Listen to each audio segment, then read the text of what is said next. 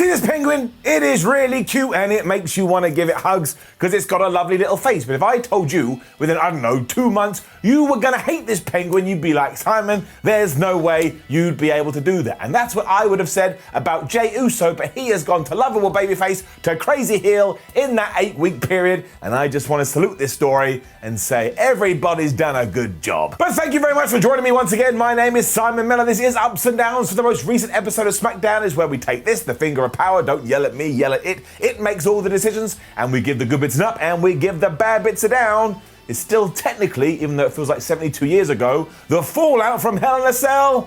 Let's up those damn downs.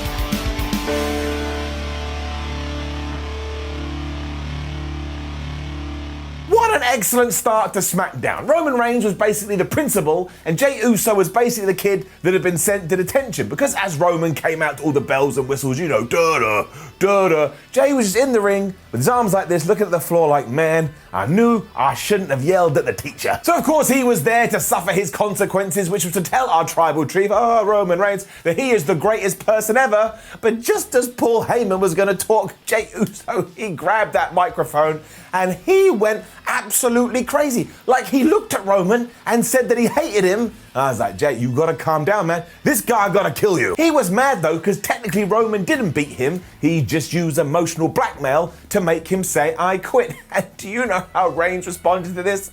He was like, yeah, I did. I told you I was gonna make you quit. You don't get it, fam. You do not understand. I'm the head of the table. I am the king. I am the tribal chief. And until you get online, this ship is just gonna keep happening. And you could just see Jey Uso's face and heart break. He was like Ralph Wiggum. The Universal Champion also made it very clear that everybody else in the family was now in board, from the very eldest to the very youngest. And our last person not doing this was Jey Uso. And because he wasn't going to get on board, Roman Reigns got out a knife and he just stabbed Jey Uso right in the face.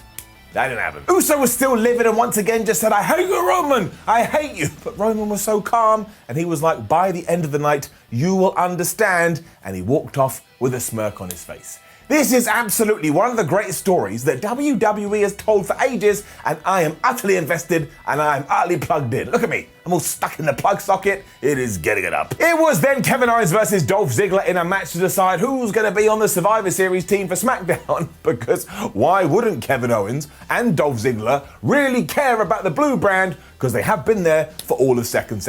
Even though saying that, these two are great wrestlers up. Bobby Roode kept interfering, so he got sent to the back, and I was like, not so glorious now, Bob. And then I wanted to rip my own head off because that was terrible. And Kevin Owens won after he hit the Stone Cold Stunner. And we could go into all the back and forth actions, but there's just no need. You've seen this match 100 times, but you could watch it 101th time and you'd still be pretty happy. The best part is when Kevin Owens went for the pop-up powerbomb and Ziggler somehow reversed that into the Famouser. I mean, he was so high in the air, he looked a little bit like an aeroplane. What I cannot stand, though, is why WWE is treating the men's Survivor Series team so different from the women's Survivor Series teams. Like, all the men are allowed to have qualifying matches and they build. And here, the women just find Adam Pearce and go, I want to be on the team. Why can't you put me on the team? It's so stupid. Down. And that's what happened here. Bianca Belair, Billie Kay and Natalya were just screaming at this man when he went, all right, look, later on you can have a triple threat match and whoever does win can be the first person in the Women's SmackDown Survivor Series team.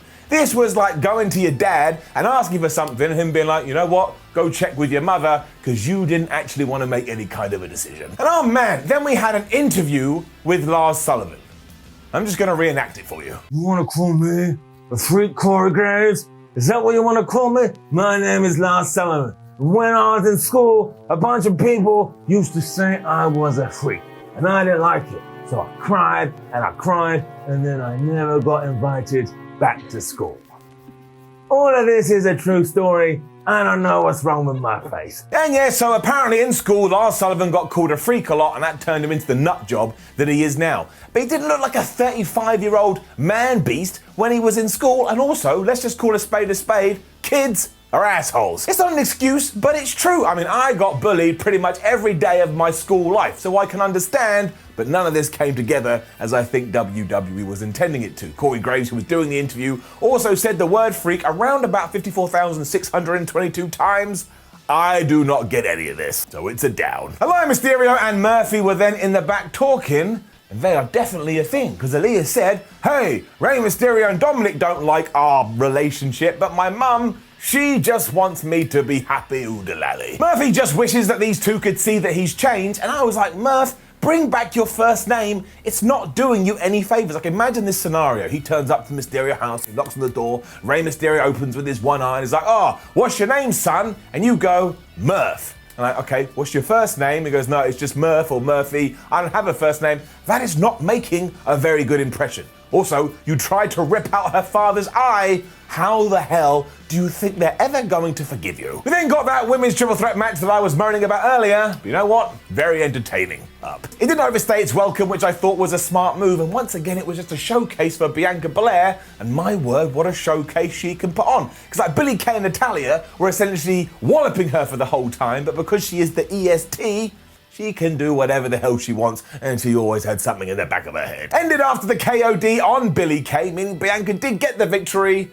Can you imagine if it had been anybody else? Quick side note, I think Billie Kay is great. Carmella was then here, which was a little bit bizarre because she did all those videos, revealed herself, and then vanished, but finally she has returned. She was also drinking some tea. She said she's going to do whatever it takes to get ahead, so maybe drink 2 teas or have a coffee, and we're gonna see her next week. Probably, SmackDown could get rewritten at any time. Then everything between Murphy and Aalyah Mysterio. I mean, sit down, get yourself ready, let's go. The new couple were out first to try and see if Daddy and Brother would come out to sort this all out, and when they didn't arrive, my word, Aalyah went nuts. But do you know who came out instead? Of course it was Seth Rollins. I laughed my ass off. Like the absolute piece of shit he is, Seth was all like, look, I respect your relationship, I'm all for it, and in fact, if you two wanted to get married, I'd marry you right now. The Seth Rollins character has evolved so well, especially now that he doesn't have anybody around him, because he completely believes his own baloney, and he's just lost in his own head. He's just such a transparent douchebag, and as soon as he started to run down Dominic Mysterio, obviously Dommy came out, and he started beating up with Seth Rollins, and then Murphy and Seth Rollins were having a little brawl. You won't believe what's coming next. Because new boyfriend and sibling then got into it, which is no good if you're Aalyah Mysterio, because you gotta choose between your heart or your own brother. And then Rey Mysterio came out, and the greatest thing was this. He was all like, you've got it, son. Let's beat him up. That's what the dad was doing, and they went to give Murphy the 619. Much like Edge and Rey Mysterio when they fought all the way back at the Royal Rumble, though, Aalyah Mysterio turned into Vicky Guerrero here because she stopped her dad and was like, Dad, you ain't kicking my new love in the face. I won't allow it. So she's picking her partner over her daddy. It then absolutely exploded because Aalyah said out loud right in front of Rey, I love him, Dad. I love him. I love him. I love him. And once again, you could just see Mysterio. He couldn't handle this. Dominic couldn't handle it. It's like, what do you mean you love him? This man tried to make sure I only had one vision socket for the rest of my life. I can't believe it. Just when you thought it couldn't get any better, Aalyah and Murphy started to kiss. Dominic's face was hilarious. Rey Mysterio's face is hilarious. But if we are ranking faces, no one's face was better than Seth Rollins, who was like some kid that had just been told he was getting all the Lego for Christmas. I mean, this had to happen. Where else could the story go? But I think it's progressing really well. I like the evolution of it week to week. Everybody is playing their roles so well. I was laughing and rolling around and having a right old time. I was having a hoot. I don't even care. It's getting it up. I can't wait to see what's going to happen next week. Daniel Bryan promo next as he's going to take on Jey Uso in our main event to see who goes number 2 on the SmackDown Team Survivor Series team. Why the hell we didn't promote Daniel Bryan's first single match back like throughout the week, I will never know. And the Street Profits were like, New Day, thanks very much for imitating us, but we're going to beat you at the pay-per-view. Maybe they will, maybe they won't. Oddly, it then was Shinsuke Nakamura versus Cesaro versus the tag champs, and I was like, why? We've seen that match time and time again, and also it doesn't make any sense. And of course, the real reason is that WWE doesn't have any other tag teams, and even though they just broke another one up called Heavy Machinery, did we get any fallout from Otis here? Was Tucker on Raw? No, he was not. I'm sorry, that's just stupid, and that's just bad, and it's getting it down. However, as for this tag match, it was very good. It's getting it up. And that's mainly because they're all so talented, and I know, broken record, but especially Cesaro. I mean, he can do anything. It doesn't matter what kind of situation you put him in, he somehow makes it a success. And at one point, Montez Ford ran at him at the outside, so he just hoisted him up in the air, and he didn't just throw him over the back barricade. He like chucked him a million miles. I'm amazed he ever came down. Ultimately, though, the Street Profits were never going to lose here because of course not. So Dawkins hit a superplex onto Cesaro. Then he got hit with Montez Ford's incredible looking big splash. And that was it. 1, 2, 3. Cesaro, Swiss Superman, back to losing again. Because in the world of WWE, nothing ever changes for long. Sami Zayn was then mocking Bobby Lashley backstage because, of course, these two are going to clash at Survivor Series. And he was all like, Bobby Lashley, what a piece of trash you are. You may be the United States champion, but I'm the Intercontinental champion. So you represent one country, and I'm representing multiple continents.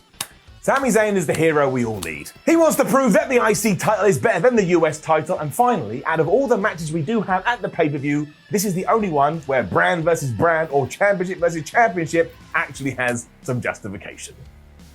It was then time to follow up everything between Sasha Banks and Bayley, and you know how this goes. Our new champion was out first with this chair that has been used for attempted murder at least 6 or 7 times, so it should be submitted into evidence. And she actually thanked Bayley because for all this time she had been like, oh, me and Bayley, my sister, we're going to take over the WWE. I need her. But ever since she got stabbed in the back, she realized that she's Sasha Banks, she's the boss, she don't need anyone. And now look, she proved it because she's now the SmackDown champ. I think Sasha is meant to be a babyface, but she really did come across like a bit of a heel. After the prerequisite 5 minutes had passed, Bayley did arrive, because you know, you always have to give the good guy a little bit of a while to talk. And she was like, look, you mentioned that you were going to take on Asuka at Survivor Series, which Sasha Banks did. You're not going to win that match. Last time you fought her, the only reason you were victorious is because of me. On from that too, let's look at your history with championships, Sasha Banks. You never hold on to them long at all. You can barely go 2 weeks, which is why next week I want to have another match with you. It means when I do win back my title, you will have only been champion for 13 days, and then me and the entire WWE universe could laugh in your face. Bayley also doesn't think she lost the title properly because, of course, she had to sign that Hell in a Cell contract under duress. But yes, next week on SmackDown, we are getting Sasha Banks versus Bayley, and the storyline spotlight has been shone on the fact that Sasha Banks can't hold on to titles, which, by the way, is true. Now, I'm a little bit worried that WWE may play up to that, which you don't want to do because it will just make us look at Banks and go, well, Bayley, she was 100% right. You can win them, but you can't keep them. We will have to wait and see. But all of this should get me very intrigued. I also think Bayley is great. From nowhere was our main event, and SmackDown just zoomed by this week, and it was Daniel Bryan taking on Jey Uso to see who was going to be in the men's SmackDown Survivor Series team. And come on now. This was just awesome because Daniel Bryan could be the best professional wrestler in the world. There is just something about him and he's so entertaining to watch. And Jey Uso has come into his own over the last few weeks. That dude can go. He's more than just a tag guy. Jey was also still so wound up from earlier. He was being really aggressive in the early going. And then just as Daniel Bryan got in control, you heard Roman Reigns' music, and out came the Tribal Chief. He didn't do anything, which kind of made the whole situation more uncomfortable and meant even though you were watching this match, you kept one eye on Roman, which would have been very hard for Rey Mysterio. No more jokes. As it turned out though, there was no shenanigans, there was no interference, there was no nonsense. I mean, you could probably come up with some kind of kayfabe argument that maybe Bryan lost because he was a bit intimidated by Roman Reigns. But no, Jey Uso hit a super kick, down Daniel Bryan went, he then hit the big splash, and Jey Uso, in October 2020, pinned DB clean as a whistle. I can't whistle. I was genuinely shocked. I didn't think this was going to happen, and of course it comes down to the fact that Daniel Bryan has decided he is going to put everyone and their dog over because he's the most selfless man ever, and it kind of worked here. Jey Uso feels like a guy renewed, and we got the aftermath. Because he flipped on a dime here, looked in Roman Reigns' face and said, I love you, cuz. I love you, Oos. I completely understand. You're the head of the table. I'm behind you. I will do whatever the hell that you want. And Roman said, well, I think you should destroy Daniel Bryan. So Jey went, all right. And he absolutely killed Daniel Bryan. And there was no confusion here either. This was nothing but love. Because at one point, Daniel Bryan was on the announce table. Jey Uso climbed up to the top rope. He hit the big splash, and that's how SmackDown went off air. Or technically, it went off air with Roman leaving the arena with a big smile on his face, like, man, do I love being the Tribal Chief. Apparently there was aftermath too, where Jey Uso continued to try and murder Daniel Bryan. And all of this is just so good because it's almost like Jey Uso in his match with Daniel Bryan was like, oh my gosh, I am more confident, I do have more skills, I am a better wrestler, and all of this has come because I was feuding with Roman. Oh my gosh, he's right, he's turned me into a better person. He is the face of the company. Oh, he's the best, Roman Reigns. And now away we go. It gets me excited for two reasons. One, I'm all for some kind of crazy stable with Roman Reigns. But two, we have kind of teased that maybe after Survivor Series, we're going to do Daniel Bryan versus Roman Reigns. Do you know how much I want that match? Well, if you don't, I thought I'd just made it apparent I would sacrifice oxygen to get it. But only around about 20 seconds, otherwise I'll die. We've seen enough murder and attempted murder on all of wrestling television recently. I tell you though, I don't even care. Some people disagree and you're allowed to disagree. You're you and I'm me. I think SmackDown is one of the best wrestling shows on television. Mostly because of Roman Reigns and Jey Uso and Daniel Bryan and Kevin Owens and just all of them. Let's give them all prizes, but more importantly, let's give the show a up. Now, don't forget to leave a comment below and let us know what did you think about SmackDown, especially the people that don't like it because they get into fisticuff arguments. That's what the internet is for. Like the video, share the video, subscribe to the channel, head over to WhatCulture.com where you can read articles about SmackDown. Head over to Twitter and follow WhatCulture at WhatCulture WWE and watch more videos here on WhatCulture Wrestling, including retro ups and downs from yesterday. I had to watch Halloween Havoc 98, so should you. My name is Simon from WhatCulture. Thank you for joining me throughout this weekend. Whenever you do tune in, enjoy your weekend. I'll see you soon.